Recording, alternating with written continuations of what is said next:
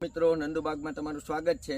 આ છે આપણી પાસે જે આંબા પાસે ઊભા છે, આ એક મલ્લિકાનો આંબો છે જે દર વર્ષે ફ્રૂટિંગ આપે છે અને હરેક ડાળીમાં ફ્રૂટ આપે છે અને આ 600 ગ્રામની આજુબાજુ ફ્રૂટ સાઈઝ થઈ છે। અને આ જો પહેલા શરૂઆતમાં બેંગણી કલર આવે છે અને પછી પાકવા ટાણે આ આંબાનો આખો લાલ કલરની કેરી થઈ જાય છે અને આ લેટ વેરાયટી છે। 8મા મહિનાની આજુબાજુ આનું હાર્વેસ્ટિંગ થાય છે, એટલે જેથી એક કંઈ પણ આંબામાં ક્યારેય પણ કેરી હોય નહીં, જેનાથી આનો રેટ પણ સારો એવો મળે છે અને આ ચોમાસા વેધરમાં જ પાકે છે, જેથી આમાં રોગ પ્રતિકારક શક્તિ વધારે છે। આ ચાલુ વરસાદે પણ આની અંદર કોઈ જાતનું કેરીમાં પણ બગાડ થતો નથી। આને હવે વરસાદ ચાલુ થશે એની પહેલાં આપણે આને બેગિંગ કરવું પડશે, જેથી કોઈ સાઈડની આપણે પેસ્ટિસાઇડ દવા છાંટવી ન પડે, એટલે ઓટોમેટિક ઓર્ગેનિક થાય છે।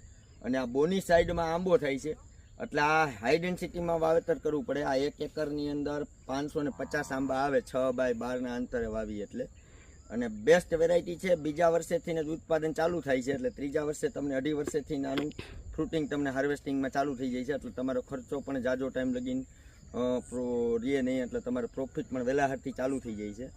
અને આનો TSS ડાયાબિટીસવાળાથી લઈને હરેક દર્દી આને ખાઈ શકે છે, એટલે એ પણ બેસ્ટ છે। અને આને વર્લ્ડમાં ખૂબ આ આંબાની ડિમાન્ડ છે। આ છે અરુણિમા મેંગો, જે આના રોપા આપણે નંદુબાગની અંદર અવેલેબલ છે। જે કોઈને પણ વાવવી હોય તો આપણી પાસે રોપા મળી જશે અને આ ગમલામાં પણ આ વાવી શકાય છે, એટલે બેસ્ટ વેરાયટી છે બાગબાની માટેની।